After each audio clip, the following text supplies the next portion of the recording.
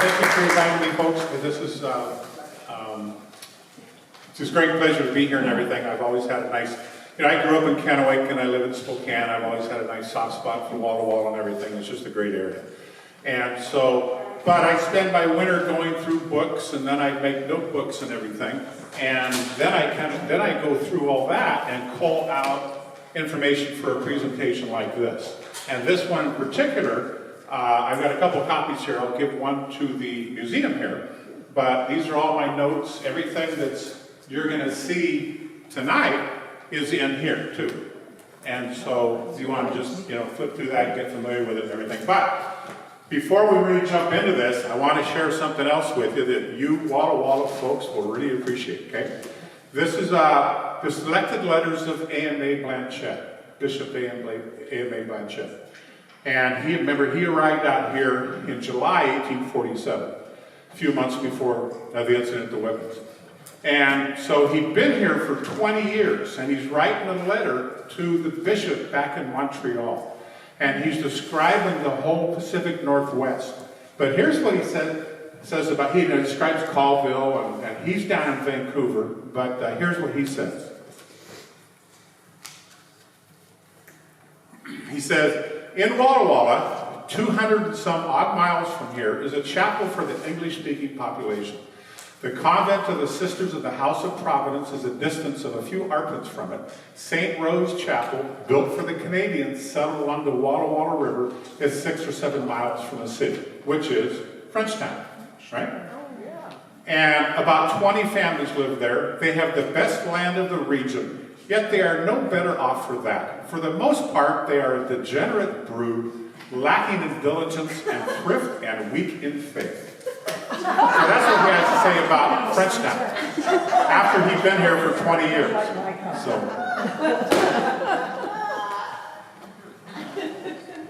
So let's talk about early missionaries. Like I say, my main interest, Lewis and Clark and everything, but that leads to the Astorians, and that leads to this and all. And they're a pretty important part of what happened out here for lots of reasons. And look at some of the other things, the initial things out here. Quebec got started, Jamestown, Santa Fe. It was kind of a slow process. This map, 1650. Look at all the detail in the East Coast of the Caribbean. Okay? That map never changed till Captain James Cook showed up out here in 1778. So the last unexplored coastline on the planet. And that's where, George Vancouver and Captain Gray and all that get pretty interesting. And then, of course, Marquette and Joliet, they go down to Mississippi. St. Louis is founded. The Spanish are down in California with Father Serra, San Diego, and Monterey. But again, kind of a slow process up here. Captain Cook, he came by, opened up the the fur trade. Robert Gray crossed the mouth of the Columbia River, 1792. And then that summer also, Captain George Vancouver was out here. And then Lieutenant Broughton, he sent Lieutenant Broughton up the Columbia River, and he made it up to about Washougal, Vancouver Point. And then Broughton is the one who actually saw and named Mount Hood. Lewis and Clark, these are my favorite guys. They just kind of breezed through here, if you will. Didn't do a whole lot. So back, what was going on with the Catholic Church back in this time frame? There was one diocese that went from Florida to Canada, the whole eastern seaboard. Bishop John Carroll, and he says, this is a big job. I need some help. We got to change this. So they added some more dioceses, created 4 new dioceses. Now, what were the major population centers of the United States at that point? New York, right? Boston, Philadelphia, and Bardstown, Kentucky. What's Kentucky known for? Horses and bourbon. Okay, Bardstown is the center of the bourbon industry in Kentucky. But that's when all these settlers were coming through the Cumberland Gap. That's where going to Tennessee and Kentucky. This is why Bardstown was named as it was.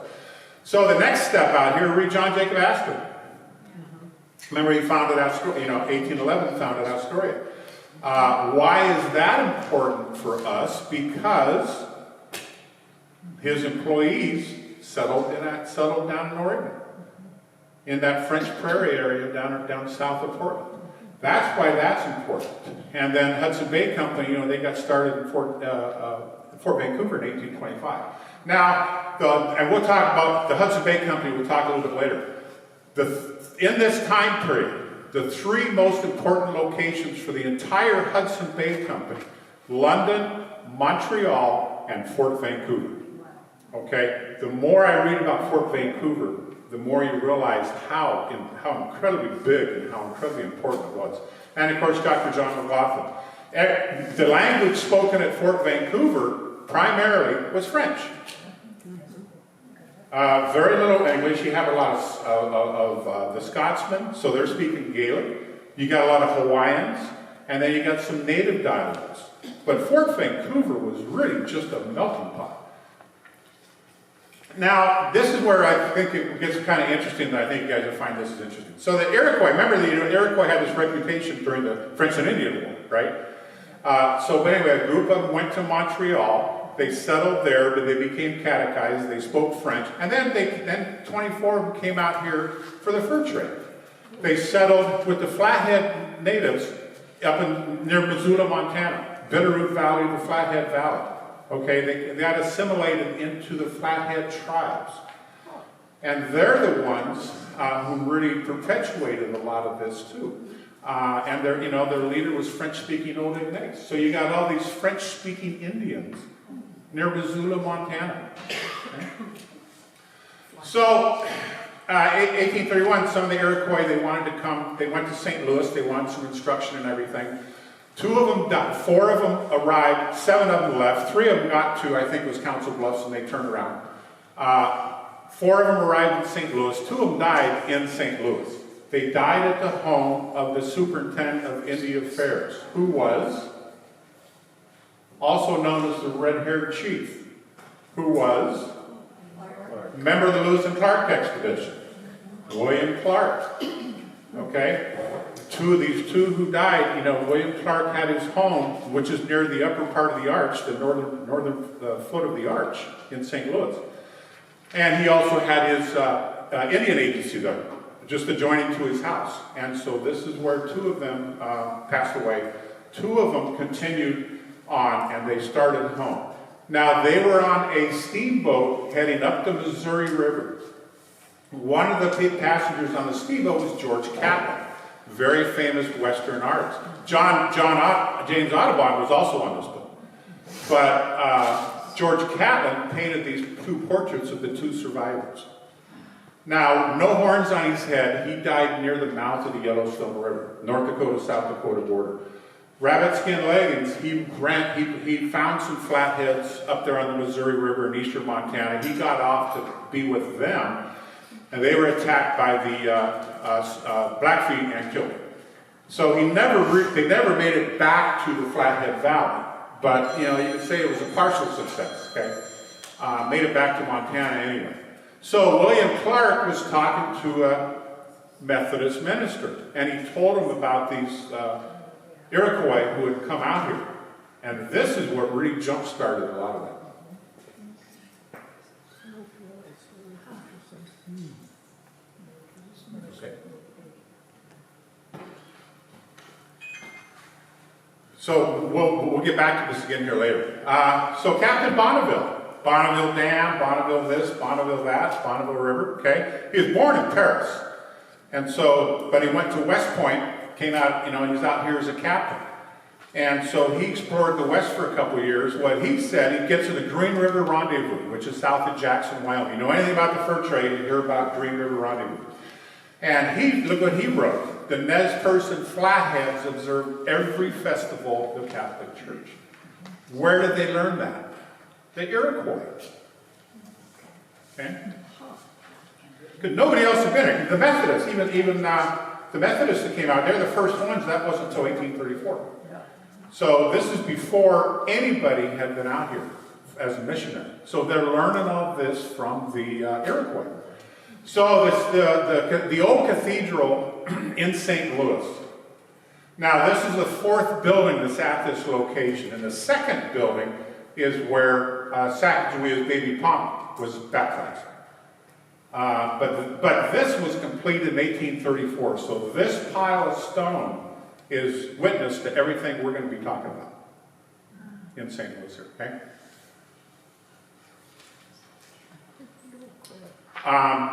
And then, so here come the Iroquois again. And actually, out in, you can't quite see it, it's right here, right in here. There's a phrase in Latin, to praise the triune God. And then there's also the same phrase right up above it inside the little triangle in Hebrew. Okay, so the Jewish people used this building also in that time frame. I had a photo of it, and it's in my other version here. So anyway, so here come the Iroquois again. Old Ignace and two of his sons. One son was young Ignace. We'll hear from him later too. Came to St. Louis, made it back to the Flathead Valley. Big success. So that trip was pretty successful for them. They were happy with that. A couple years later, they try again. Well, let's see if we can make this work again. Unfortunately, he was, they were coming through about the middle of Nebraska and were attacked by the Sioux and they were killed. Kind of a sordid story. I don't know a lot of the details around it, but basically they were apparently betrayed. The one who betrayed him was William Gray, the guy that has this big marker right next to Narcissa and Marcus. Okay? Because he was traveling with him. So I don't know all the details, but it doesn't sound like it was good.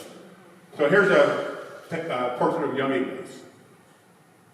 Quite a bit later. He became a guide for Father de Smet later. So the fur trade people south of Portland, down at French Prairie, now these folks hadn't had any religious instruction or seen a priest for 15, sometimes 20 years.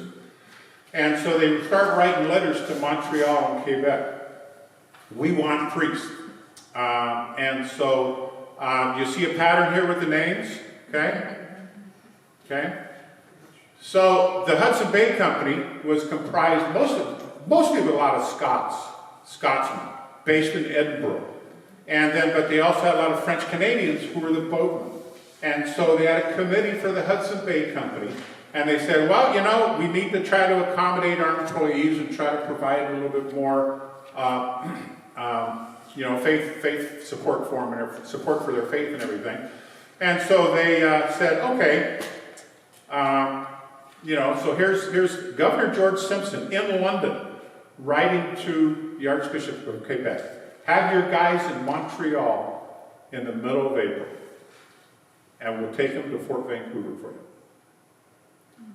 Now, Lachine, Montreal, that's the old part of Montreal. Remember, Jacques Cartier came up, that's as far as he could get. But when Jacques Cartier came up the St. Lawrence River, he's hunting for the Northwest Passage. He's hunting for a path to China. Now, Chine, part of Lachine, that's French for China. So that's where the name came from Jacques Cartier, the old part of Montreal. So they send Father Blanchette and Father Demers out. And Francis Norbert Blanchette, who most of you are going to be pretty familiar with. And here's the instructions they got as they get ready to leave.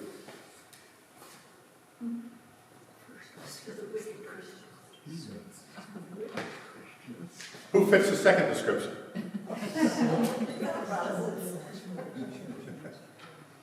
So anyway, he left Montreal, went Lake Huron, went through Lake Nipissing, went along the coast and everything, and picked up Father Demers in Winnipeg at the Red River Settlement. Almost 7 months before they made it to Fort Vancouver. Now, Blanchette and Demers, they spent about a month around the Winnipeg Red River area. But they're still in a canoe for almost 6 months. Can you imagine that?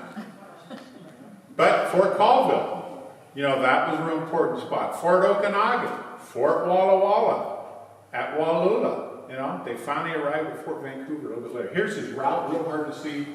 But down along Great Lakes and everything, up to Winnipeg, Edmonton, and then over Athabasca Pass. I haven't told my wife yet, but that's someplace we need to go, Athabasca Pass. So we'll see how that shakes out. So they get settled at Fort Vancouver within just a couple days. They say, well, where should we set up our first parishes? And so Dr. McLaughlin says you need to go up to Cowlitz. That's the first place to go, because that's the path. That's on the route going up to Puget Sound. And Hudson Bay Company already had a farm up there. They had grain and cattle and all kinds of stuff. So that's where they went up there. And then later they were down to St. Paul, Oregon, which is pretty important for us later. Here's Vancouver St. James Church. You can see the part in red out here. You can see here's Fort Vancouver. Originally they were them, and then later the Methodists were sharing an old storage building at the fort. And neither of them liked that arrangement. And so eventually they built St. James Church, which is right outside. That right now, that is now the Federal Highway Department, the location, right next to Fort Vancouver. That's now the Federal Highway Depot. But that's it now. And this view, to take this angle, this view that Sohan was, he was right on I-5. You're standing right on I-5, right at the upper part of the interchange. That's the view that you would have. Okay. But again, St. James Church, which is one in Vancouver, originally a mission of Quebec. So what I guess I kind of really want to emphasize is the French influence. When these guys are writing saying we want priests, they weren't writing to New York or Boston. They were writing to Montreal and Quebec, saying, because there was nothing, whatever was on the East Coast wasn't coming out here. So Father Blanchette and Father Demers, they spent some time up at Cowlitz, and now they're trying to work with the natives using Chinook jargon. Now these are pretty smart guys. They speak French and Latin and how many other European languages probably. They conducted their business in English, but they're having trouble expressing these theological ideas to natives in Chinook jargon, which basically is a trade language. And so what he did, and he invented the Catholic ladder pole. Now right over here on the right, I've got a sample of that, and then also the Protestant version came a little bit later. And there's a couple documents right next to it that explain all the markings that are on it. But see on the photo here, right way over here on the right, that's the Catholic ladder pole. Okay? And down at the bottom, you've got 4,000, you got these big marks are 100 years. So you got 40 of them, so that's 4,000 years of Old Testament. Okay, going right up to here. And then you have 33 small marks, that's one for each year of our Lord. And then 12 apostles, the crucifixion, and then after that you have, at this time, 18 large marks for 18 centuries up until the time that they were there. And here's a little bit better view of it here, sitting sideways. But here's the Old Testament, 4,000 years of the Old Testament, 33 years of our Lord, and then the crucifixion, and then 1,800 years right here. And then you've got more marks with Blanchette and Demers up there. Okay? Just to kind of relate and show. Now originally this was done on a square stick called a Sahel stick. But it took a long time to make it, and then none of them survived. But that's what they originally did. But it took them like a week to carve one of these Sahel sticks that explains all this. So eventually they had some paper ones come. And here's the Protestant version of that, which is also over here too. Henry did the text for this, and Eliza did the artwork. But this is their version of it. Down at St. Paul, Oregon is where they finally went. And this is a sample of the church that was down there. So when they start writing letters, they also built a church, 70 by 30. And then the brick church that's in the background, that brick church still survives from 1846. So it's a pretty historic church. But there's the two of them that are out there. So Father de Smet, pretty interesting person, obviously, of course. And he was from Belgium. A lot of these missionaries in that time period were from Europe, primarily Belgium. First black robe out here. But made 19 trips across the Atlantic. 8 trips. He was really good at fundraising and recruiting. That's what these trips were for. He wrote 4 books about things out here in the Rocky Mountains, and then he would go back and use those for recruiting and fundraising on these trips back to Europe. And there's a number of the men who came out here and said, yeah, I want to be a missionary because of the books that Father DeSmet had written. He actually kind of got some of his co-workers a little irritated because he wouldn't stay in one place very long. He'd go meet a tribe and said, the government's going to do this for you, we're going to do that for you, and then he's gone. Okay? And somebody else has to kind of make things happen. So, but he really did quite a bit. So here come the Iroquois again, okay? And this is young Ignace, went to St. Louis. Now, Father DeSmet at that point was at Council Bluffs, Iowa, across from Omaha, Nebraska, St. Joseph's Mission. He really wanted to be a missionary in the Rocky Mountains. In fact, when he left Belgium, he wasn't even ordained in Belgium. He was ordained near St. Louis, at the Jesuit house near St. Louis. So that's how much he wanted to come out here and get involved in things. But they said, not sorry, we don't have the time, don't have the money, don't have the people. All we can, the farthest outpost is Council Bluffs. So he's at Council Bluffs. Here come these Iroquois down the river, these flatheads down the river. And they say, boy, are we glad to see you. And Father DeSmet says, boy, am I glad to see you guys. Okay? So he writes some letters of introduction so they can go back to St. Louis. And then he realizes this is his big chance. This is his opportunity. These are the guys he wants to connect with. So he says, I think my back hurts. I've got to go back to St. Louis. I need to escort these guys back to St. Louis. So he does that, spent the winter, and then he came out again the next spring. And young Ignace was the guide. And actually, one of them returned to the Bitterroot Valley, and real epic story. He finally made it back to 8 Mile Creek, which is near Stevenson, Montana, actually up by Florence. That was where the village was. He arrived there in like January or February. Real epic trip. But his message was, the black robes are coming. So, Father DeSmet left with the Fur Brigade, American Fur Company, and then they went to the Green River Rendezvous, and we'll talk about, when we get to the Whitmans, we'll talk about Green River Rendezvous a little bit too. And he said first Mass in the Rocky Mountains at Green River.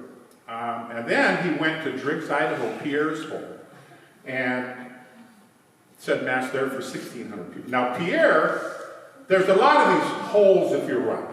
Big hole, Pierre's hole, any place that's a big flat area surrounded by mountains in the fur trade period was known as a hole. But Pierre, he was also Iroquois. So they named Pierre's hole after the Iroquois. So they get to the Green River Rendezvous.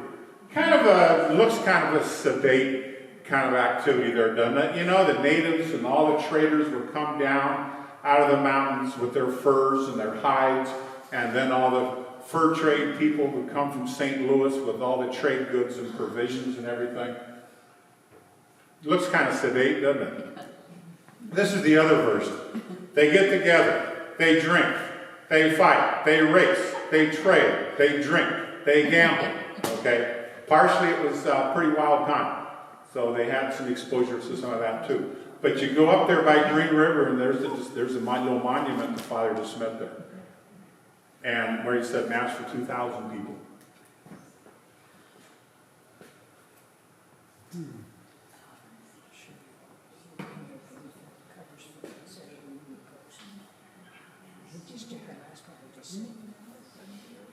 So you're dealing with basically at least four different languages here. Okay? And this is the monument that's up there. So we were there the day before, and the sun was setting in the west. And I said, I really want to get some photos with the sun coming up the next morning. So I got there, and I waited almost 2 hours for the sun to finally pop up over the Wind River Mountains, the Continental Divide. But it was really something. You can see how clear the sky is. It was just, the stars were just fabulous. Really a neat spot. So he left there, and went from Green River, went to Driggs Hole, or went to Pearsall near Driggs, and then he headed up and he was traveling with the natives, and he was going to come up the Beaverhead River, same river Lewis and Clark had been on. Now he had read the Lewis and Clark journals, apparently the Biddle version. So he knew the basic path of the Beaverhead, the Missouri, the Yellowstone. And so he gets up to Red Rock Pass. Red Rock Pass is actually the utmost source of the Missouri River. And he gets up there, he said he walked for 5 hours up the hill. And he made this inscription, Sanctus Ignatius Patron Montium, patron of the mountains. Saint Ignatius, patron of the mountains. And so I'm reading about this, and it says that inscription has never been found. I'm thinking, what do you mean it's never been found? Nobody's interested, nobody's been up there. What do you mean? How can something like this never be found? Okay? I said, well, I'm going to go find it. So I get up to Red Rock Pass, and I couldn't get a real good photo here showing it, but right behind Red Rock Pass, and remember he said he walked for 5 hours up the hill. And he could see, he's on the Continental Divide, he can see Henry's Lake, which drains to the Snake River and to the Columbia River, and then he could see Red Rock Lakes, which drains down to the Missouri and down to the Mississippi. So he's up at the Continental Divide, he's seeing both of these areas. And from there, he heads down the Red Rock River and gets down to Lewis and Clark's Camp Fortunate, which is the Clark Canyon Reservoir. From there, he headed up the Beaverhead River, which turns into the Jefferson River. Now, at this spot where the Big Hole and the Beaverhead come together, remember Lewis and Clark went up the Jefferson River. And so the actual spot where they come together is in the trees there. You really can't see it or get to it.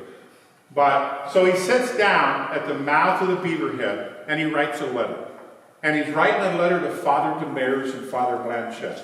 Says, the natives tell me there's a black robe on the west side of the mountains. I don't know who you are or where you are, but hopefully someday we can meet. 4 days before that, Father Demers is at Fort Colville. He's writing a letter. He writes it to Father DeSmet. I don't know who you are or where you are, but the natives tell me there's a black robe on the east side of the mountains. Hopefully we can meet someday. Okay? Within 4 days of each other, they're doing that. So he goes down the Beaverhead, goes down the Yellowstone, and goes down to the Bighorn River, and then he goes overland to Fort Vermilion, which is another Lewis and Clark site. And then he spends the winter, comes back again, and then he makes his stop up there and establishes the mission at Stevensville. So a year later, Father Nicholas Point came with him on the second trip. And the interesting thing about that is Father Point made a cross up on the top of Lewis Clark Pass. Okay? And I had never been up there, and I said, this is Lewis's path on his return. And, especially, we'll digress a little bit here, but we got some good stuff to tell you. Is that especially like at Red Rock Pass, this is bear country too. You're only 20 miles from West Yellowstone. And so bears are a big issue. And remember, it's not bears, it's grizzly bears. Yeah. Okay? Whoa. And so, that's always an issue up there, and it's an issue at Lewis and Clark Pass. Okay. So when you're up in grizzly country, you want to do a few things. You want to have a little protection, a little pepper spray if you can. And you always want to have little bells with you and stuff. And maybe even preferably a large caliber weapon. Okay? But it's really important you know the difference between black bears and grizzly bears.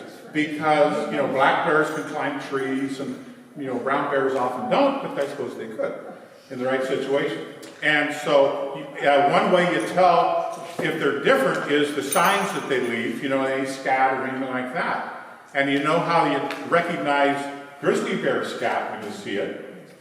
It smells like pepper spray and it's got little bells in it.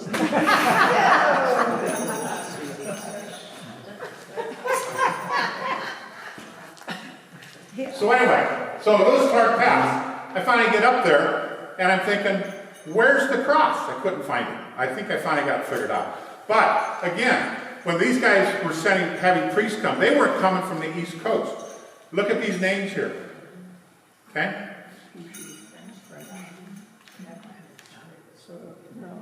These are the back road missionaries who are coming out here to the Pacific Northwest. Washington, Oregon, Idaho, Montana. Okay? This is where there's some of their hometowns.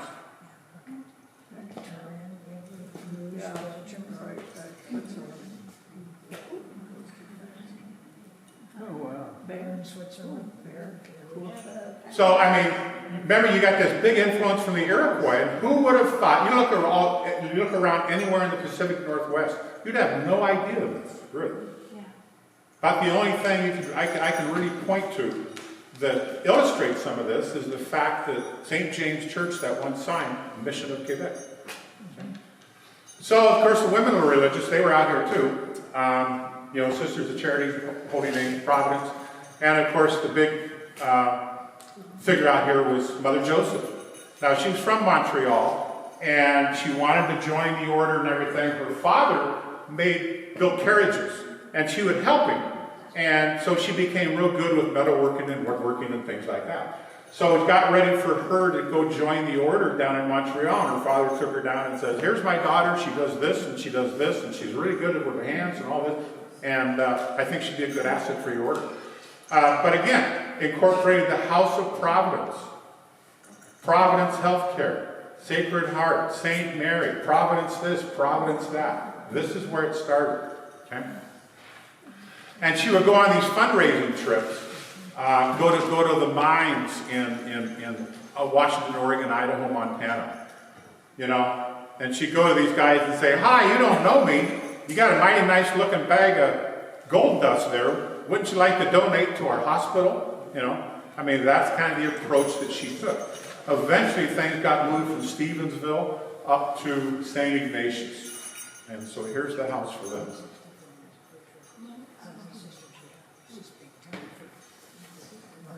And here's the inside of St. Ignatius Church. This is all frescoes. Really, really something to see. So 18-day horseback trip. Now, people involved in this, Mother Joseph, actually she's still Sister Joseph then. So you got two sisters. You have Father St. Ange and a native guy. 4 people, their only protection, they have an axe, a knife, and a revolver for an 18-day horseback trip. Now, not in just a day or so after they left St. Ignatius, and she said it's between the 2 mountain ranges, which would put this first incident somewhere around St. Regis, Montana. Okay? Terrifying how frightened us out of our wits. Well, they camped in a spot that had been burned, so there's a lot of dead wood and everything for them, which is good. And then when the wolves show up, okay, at night, and they're circling the camp, and she says there was half of 100 wolves. That sounds to me like 50 wolves. So they try to make the fire bigger. All the trees start catching on fire. The tent catches on fire. The trees are catching on fire. They're having all this stuff going on. But that kind of kept these wolves at bay and everything for them. And they're up all night messing around with these wolves and the fires. And then she sees a scalping expedition. They wake up, they've been dealing with this stuff all night, and here's a bunch of these natives, like she says, dressed in war paint. And they're looking at each other, and the natives say, oh, Father St. Ange, what are you doing out here? Okay, nice to see you. What are you doing out here? Oh, we'll go find somebody else to scalp. Or I don't know exactly what happened there, but that's what she wrote about. One of their camps a little bit later, the guys had seen some grizzly bear tracks that aroused their suspicion. So they made a little corral for the horses, but they didn't tell the 2 sisters about it. And Father St. Ange was gone. The only one that was there was their native guy. But pretty soon the horses are starting to get a little agitated because there's a bear coming after the horses. And so the guy goes to where the bear is, and he starts running. The bear's coming, and he's bringing them right back to their camp. Okay? Now, what happens then is she says there was a Mexican driving a pack train of horses with bells on it that shows up. And the bells scared the bear away. Now, how many Mexicans would be driving pack trains in Montana at that time? Okay? But that's what got that bear off their back there. And then a little bit later they said, oh, and they got down to Fort Vancouver and said, oh yeah, I guess I forgot to tell you. Father St. Anne says, he had a snake crawl across him in the middle of the night one night. You know, so wakened by a sensation of cold, felt something glide across their body. How many of you could keep a straight face with that? Something crawling over you like that. And then desperados. One time she was on a stagecoach going down to Denver.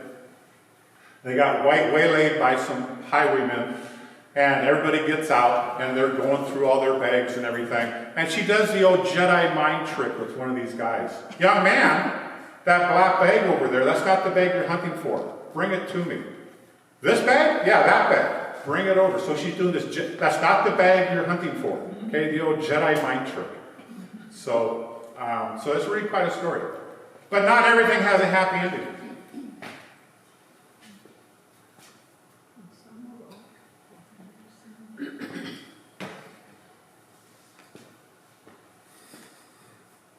So you got 30 people on this ship.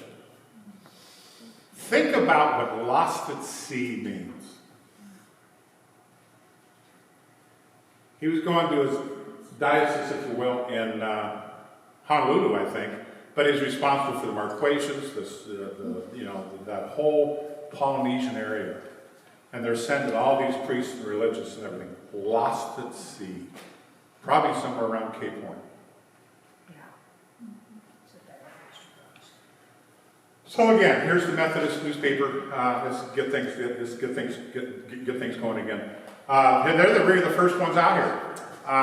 To French Prairie, which is south of Portland, and then later up in the Dalles. But Jason Lee, after 7 years, he was recalled. You've spent $100,000, and we're not getting anything for it. Okay? Originally, there was like 5 or 6 of them. They're just single guys out here. And they're trying just to keep a roof over their head and keep themselves fed. They're not able, in a position, to do anything with the natives. They're just trying to keep themselves alive. And so he went back east, did some recruiting, said, listen, we can't be out here. We need women with us to relate to the natives, so everybody should be married. So they had this big reinforcement come out here. But eventually everything was just closed. So he had 16 sections of land, 10,000 acres of grain and horses.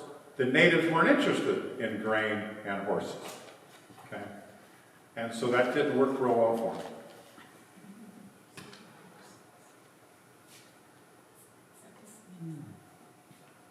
Can I ask a question? I'm just surprised you said the Indians weren't interested in horses. Well, or cattle, cattle. Okay. Grain and cattle. Okay, grain and cattle. Thank you. I got my legs mixed up. They got 4 legs, right? Grain and cattle. Natives weren't interested in grain. Thank okay. you. And then, Wilbur Fisk is the one back east who kind of arranged for them to come out here.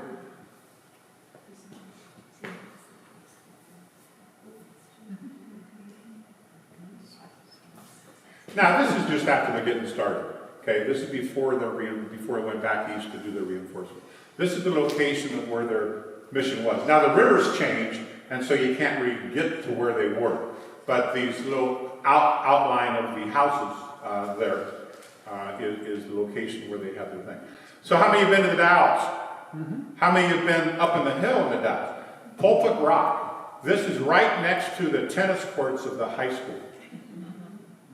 So here's a big mural downtown the Dalles.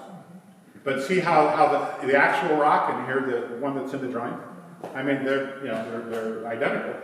But if you were up at Pulpit Rock and you didn't have houses and trees, this is exactly what you would see. Same curve of the river, Mount Adams in the background. Doesn't look like Mount Adams. It's got kind of a peak, but the geography, that's Mount Adams. And they also built a mission up by DuPont, Nisqually. But that didn't work very well either.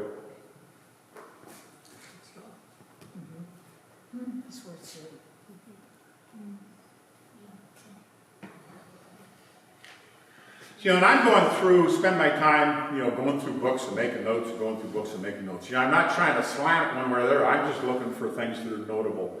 And this is the kind of stuff that's jumping out at me. And then, so when they recalled Jason Lee, they had a couple other guys that came out here to kind of assess things. What can be done to fix this? And, you know, didn't work very well. So, Reverend Samuel Parker, he's the one who recruited Marcus and Narcissa. And he's the one who came out with Marcus on that scouting trip to Green River Rendezvous. And so he was at Fort Walla Walla, out here at Wallula, and he wanted to go visit the Nez Perce. And so he leaves Fort Walla Walla, takes the overland trail, the road to the Buffalo, just like Lewis and Clark did. Went through Waitsburg, went through Dayton, went through Pomeroy. He gets to Silcott, which is Chief Timothy Park, there by Clarkston, where it hits the Snake River. But again, a child had recently died, and so they had put up a wooden cross with the name. And he said, take that down, you got to put a stone marker here. But again, probably told to do that by those Iroquois. Okay, so the Iroquois are still having this influence on it. Anglicans. This Reverend Beaver, he arrived at Fort Vancouver about 2 weeks before the Whitmans finally went down to Fort Vancouver.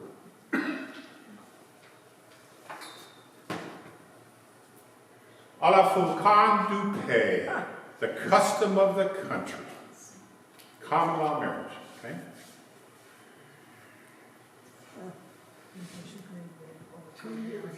So he wasn't here very long, just about a year.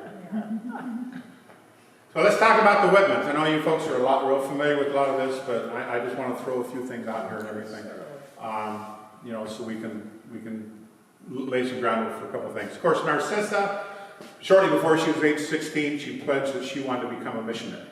And she wanted to be like these other women missionaries, some of who had died, not martyred, but they had just died in the service of being a missionary. Marcus originally wanted to be a missionary, ended up being a doctor, and then he goes back to being a missionary, comes out here. And then Henry and Eliza. If you hadn't figured out, Henry's a crank. Right? What I don't know how else to say about him.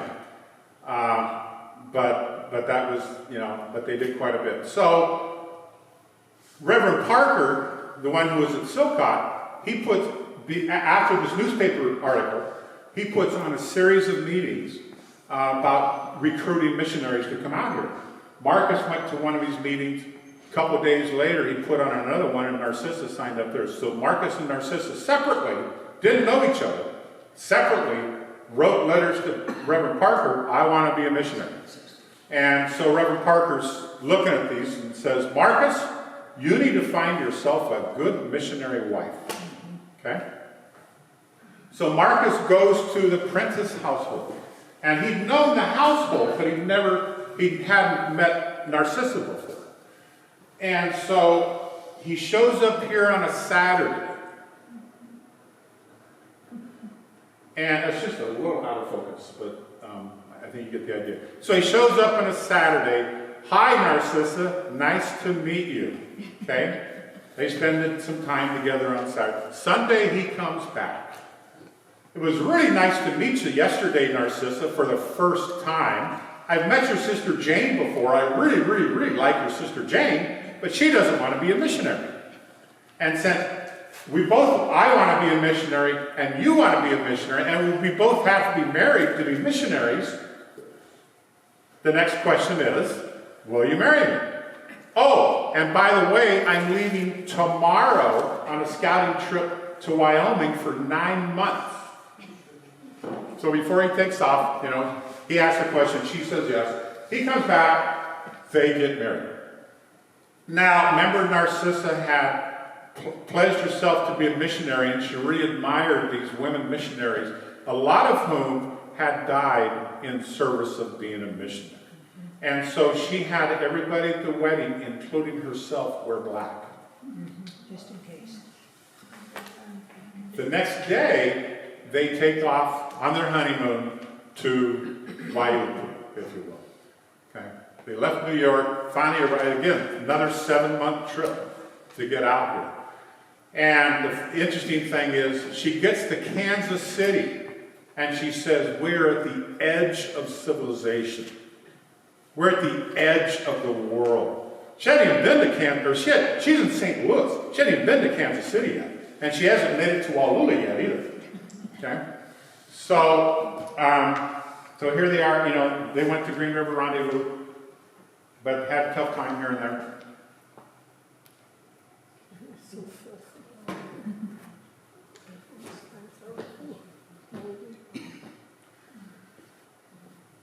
And, you know, some of their provisions were kind of hit and miss. So I always thought this was kind of interesting. Arrived at Fort Boise. 3rd time she'd washed her clothes since they left New York. Washed her clothes twice in the state of Wyoming. First time was at Fort Laramie. Okay? This is Fort Laramie.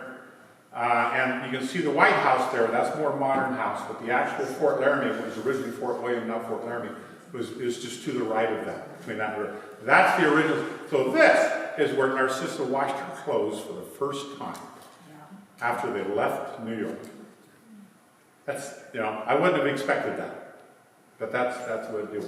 So they come back. Remember, so Marcus goes to Green River, comes back, brings Narcissa out here. Now they're going over South Pass, and they're still about 3 days from Green River. Now when Marcus was there the year before, he really cemented his skill as a medical doctor. He pulled a 3-inch arrowhead out of Jim Bridger's back that had been there for 3 years, and took a couple other arrowheads out of other guys. So everybody was jumping up and down about Marcus. So they're still 3 days away. You got about 15 of the fur traders and a bunch of natives. They come out hooting and hollering to greet him. Okay? And Joe Meek was one of them. So that's where she meets the Horvils. And like I said, they're still 3 days away.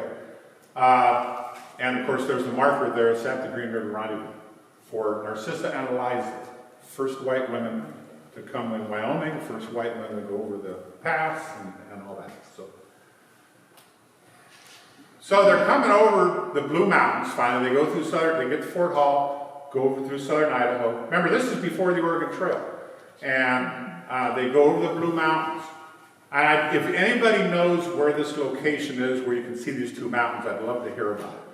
Mount Hood and Mount St. Helens. Now, what she was seeing was Mount Adams. She wasn't seeing Mount St. Helens, but she was seeing Mount Hood. Now, the interesting thing is a little side note, George Vancouver, first one that mapped the coast. He saw Mount Adams and Hood Rainier and everything. But when his map was published, the easternmost part of his map is where Mount St. Helens was. So Mount Adams never made it to his map. He saw it, but he didn't name it and didn't put it on his map. Lewis and Clark come by. William Clark saw Mount Adams, didn't name it, didn't put it on his map. All the other maps up until about 1850, after that, Mount Adams was not on the map. Okay, even the Wilkes expedition, 1841, with all their exploring, Mount Adams is not on their map. So these are the maps that these folks were using as they come out here. And so everybody's confusing Mount Adams and Mount St. Helens. But if anybody knows where you can see Mount Hood from up in the Meacham or somewhere up there, you know. And of course, here's the marker for Fort Nez Perce and Walloon Gap. The marker for Fort Nez Perce is coincidentally exactly where there is a navigation marker out here. There's a navigation marker right about there. And it's on a piling. It's red number 22. And it's on a piling. By coincidence, that's also the site of Fort Nez Perce.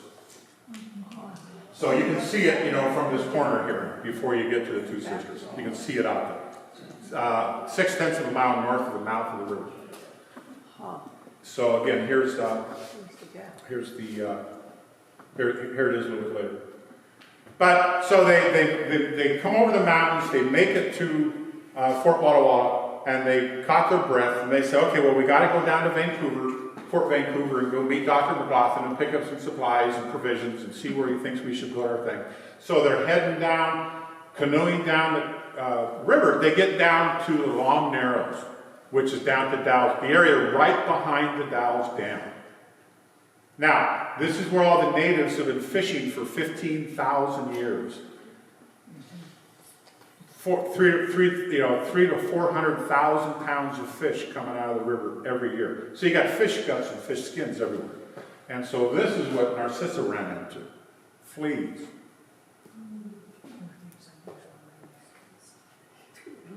We rushed and shook and rushed for an hour. Most people probably would have taken their clothes off and jumped in. Not Narcissa. So they get settled at Waialapu. They're down at Fort Vancouver, all four of them. And Marcus and Henry come up to start building the buildings. Henry goes down, picks up the women, brings them back. Narcissa arrives at Waialapu. No windows or doors, but she doesn't have to have a dirt floor for the winter. Okay? She's happy. No windows or doors, but she's got a wood floor. Now, a week after this, there's 18 inches of snow. So, probably a good idea. Jason Lee, this is where he went back east to, do some recruiting and kind of explain what was happening out here and why they need more married couples to reinforcement. He stopped the Whitman mission and spent some time with them. And also, this is when Marie Dorian, the big Marie Dorian story. This is where Marie Dorian got to meet Narcissa, because when Jason Lee left Fort Walla Walla, went to Waialapu, Marie Dorian came with him. She was part of that party. And so she got to... Now, because at that time, Narcissa was familiar with the book Astoria, done for John Jacob Astor, Washington Irving. Okay? So she's familiar. So she knew about Marie Dorian from reading that story. And then all of a sudden, here she is with Jason Lee. So anyway, Jason Lee sits down with Marcus and Henry and says, we're going to go back and change things, but I think you guys need to do stuff the way I'm doing it. And to do that, you need pastors, you need doctors, you need teachers, you need farmers, you need carpenters, you need this, you need that. And they total it all up. Well, that's 110 people. Plus, they all got to be married and have a spouse, 220 people. So Henry, bless his heart, writes a letter to the mission board, please send us 220 people. Now, Jason Lee had burned through $50,000. Henry and Marcus, their families are on a budget of $500 per family per year. And this guy comes by and says, you need 220 people. Henry writes that letter, and Marcus signs it. That kind of created a problem later, as you can imagine. And of course, Narcissa, she wasn't getting correspondence from her family like she had hoped. It was kind of an ongoing thing. But what do you see in here a lot? I disappointed. I disappointed. I disappointed.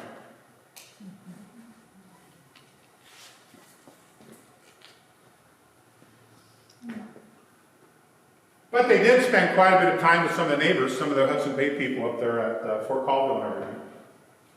And I was going to talk to Mary here at the museum. If they ever have like a holiday dinner or something like that. Would this be a great idea for a holiday dinner?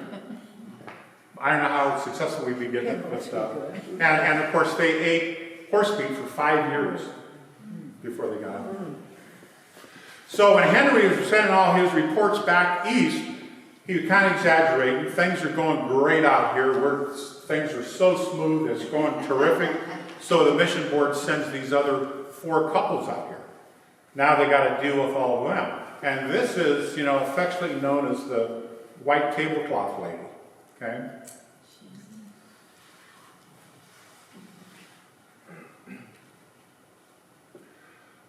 I was so provoked I was half tempted to not eat. I bet you were, lady.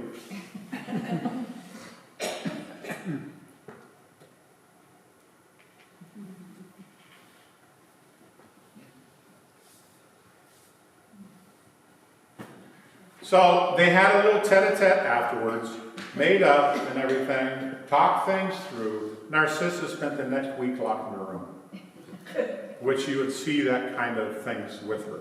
And that was even before baby Alice had died.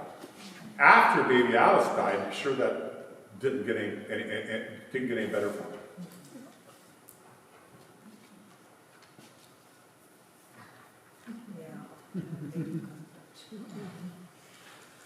And then, a little bit of rivalry going on here, too.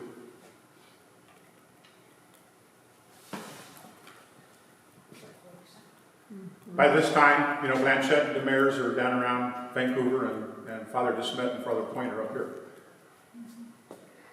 So, as a result of this letter that Henry sent, saying we want 220 people, plus all these other letters from these other 4 couples where they're kind of sniping and everything.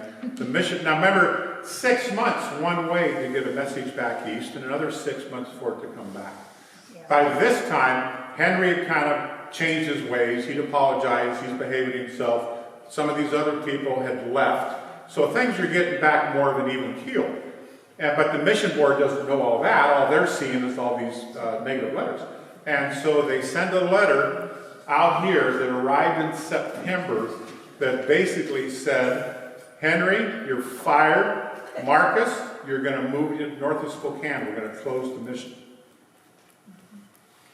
And Henry, if you want to move back east, we'll give you money to come back east.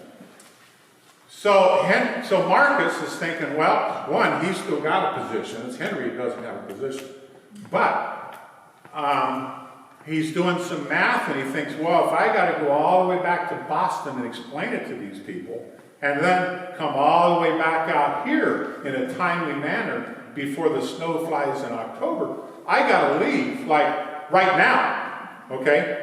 And so October 3rd, just a couple weeks later, he leaves. Really an epic trip.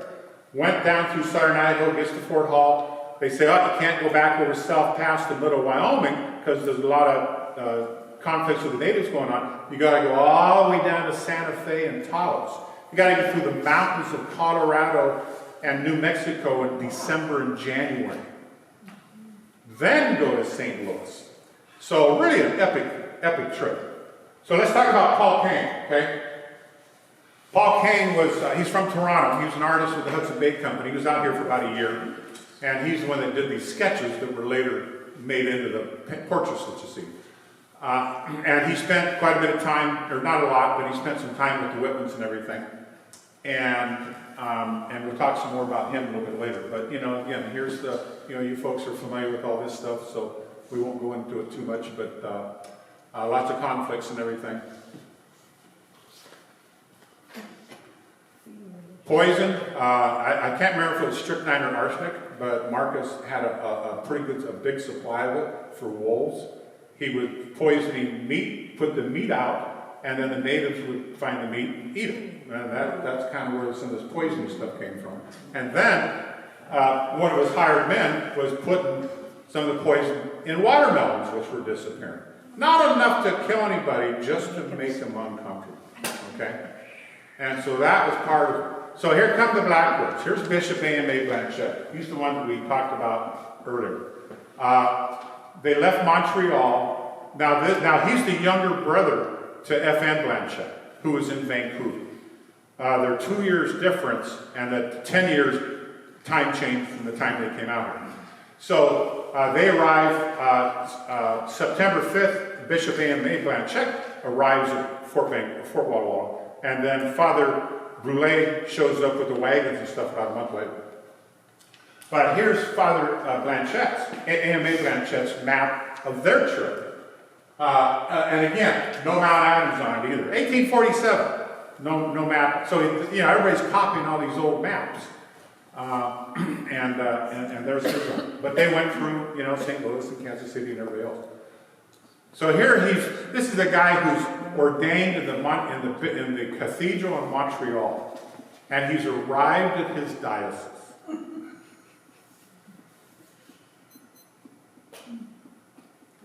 And of course, they eventually had a facility down here in Mission, down by the casino, down by Pendleton, and then, the massacre happened after that. So, one of the other big, consistent conflicts between all the missionaries out here and some of the natives was, what do you mean I can only have one wife? How come I can't have 2 or 3 or 4 wives? I need to have 3 wives or 4 wives so we can keep building up our tribe.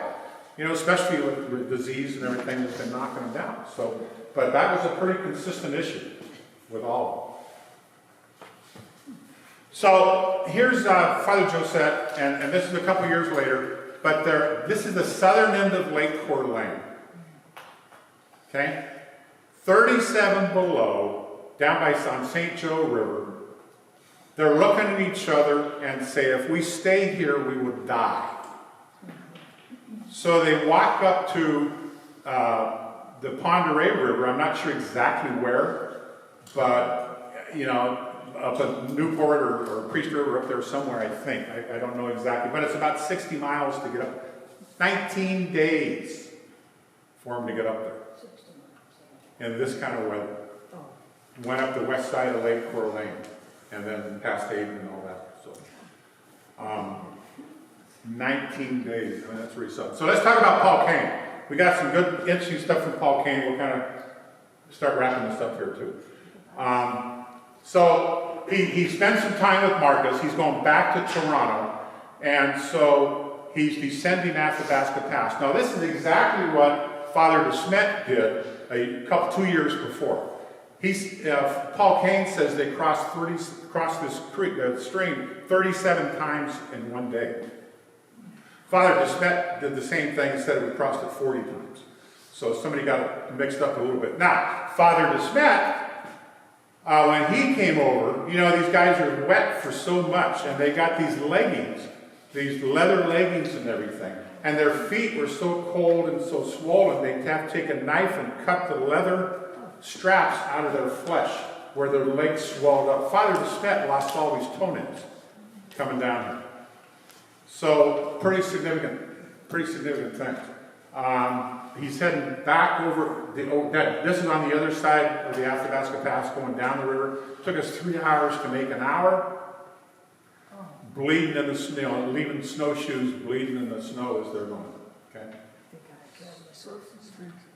And I guess if you're in snowshoes, you can develop this condition, kind of a tendonitis condition, which I guess was pretty well known, pretty common. And so one of the guys said, well, my knife's a little dull, but I got this really nice gunflint. We could just, make a few scrapes and try to build up that scar tissue. But he's saying, I don't want to do that because I don't want to have my wounds be exposed to the cold. Now, I've done a fair amount of hiking. I like to hike and in the winter. I don't think I've ever had my feet so cold that I'd be worried about, if I had a wound in my foot getting frosted. I don't think my feet have ever been that cold. The dogs look so savage they had to tie their dogs' heads to a tree at night so they don't gnaw their strings and take off. Left at 3 o'clock a.m., no breakfast. Soles of my feet turned. And again, I don't think my feet have ever been so cold that the frost in my feet turns to ice and cuts my feet. And the dogs aren't even worth eating. We still need to keep them. Okay. So, Christmas at Fort Edmonton. This is exactly what Father DeSmet went through 2 years before. This kind of gives us a real inspiration for a nice holiday dinner, doesn't it? Boiled buffalo hump. Might be able to find one of those. Boiled buffalo calf. I don't know about that. Probably not. Muffle. Dried moose nose. Sorry, I'm fresh out. Whitefish. I would probably do that. Buffalo tongue, beaver's tail. Christmas at Fort Edmonton. And it was 40 to 50 below zero. But they're happy. Okay? So, gold is discovered. Basically, a third of all the people in the Pacific Northwest headed to California. One of the groups of sisters that were down with Father Blanchette down there, they closed the school. They went down to California. Another batch of sisters showed up who had been recruited by AMA Blanchette. They show up. They said, there's nobody here. They went down and started a new order down at Valparaiso, Chile. They went all the way down there. They said, there's nothing. We can't be out here. So here's the mission of Sacred Heart. We always kind of call it the Cataldo mission because it's near the town of Cataldo, even though Father Cataldo had nothing to do with this. He was still in seminary in Italy when this was built. So it really isn't the Cataldo mission, that's just kind of what it's called. So we got a few things we're going to get into that kind of talk that are kind of more relevant to our modern times here. And the know-nothings. Know-nothing is kind of like Ku Klux Klan. What do you know about this group of guys? Oh, I know nothing. That's why they're called know-nothings. But this is Abraham Lincoln, before he's president, before the Civil War. When it comes to that, I'm going to move to Russia. Again, some things haven't changed. If I want to live under tyranny, I'll move to Russia.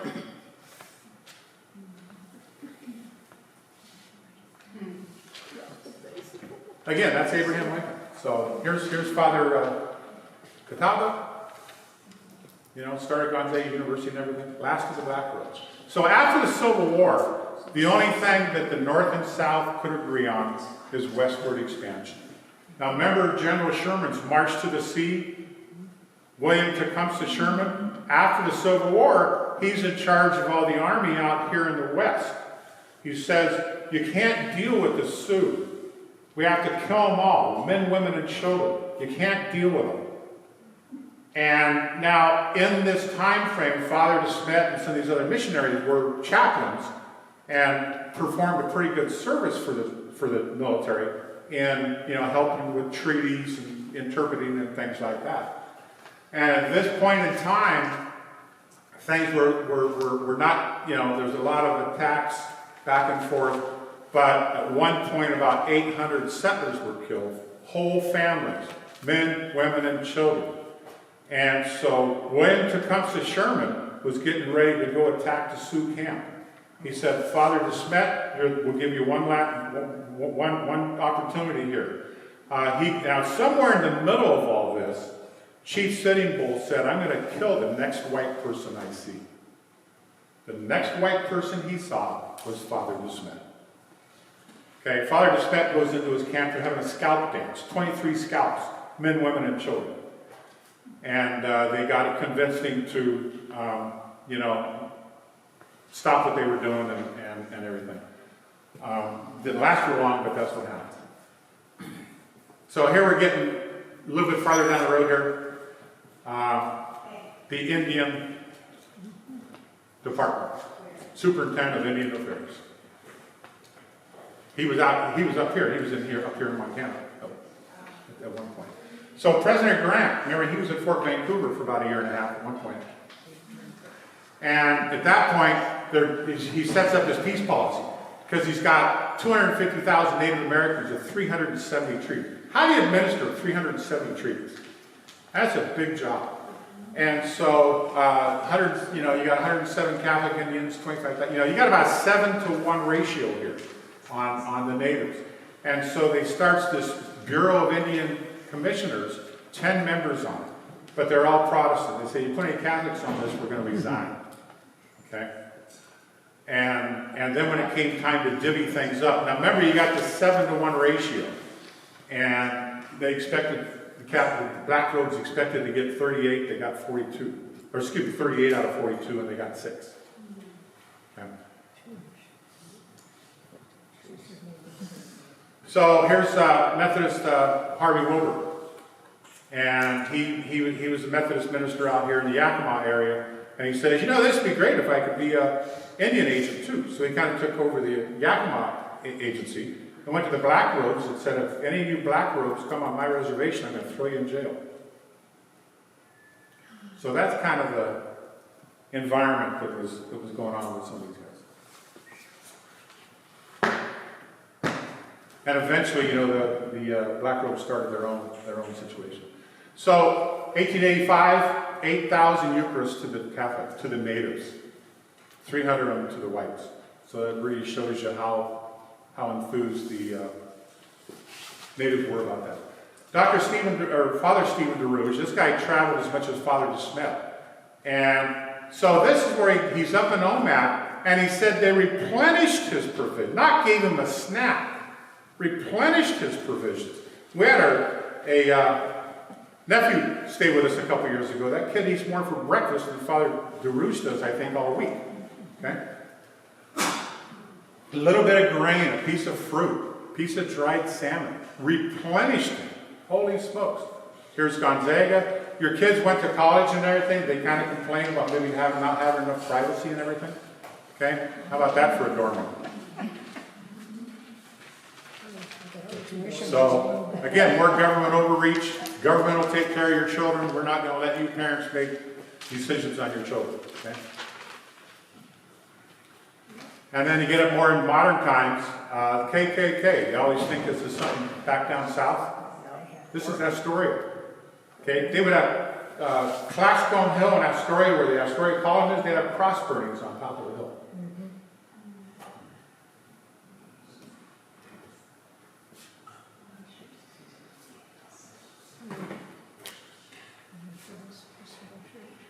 There's Father Cataldo. Kind of brings us up to at least 100 years ago.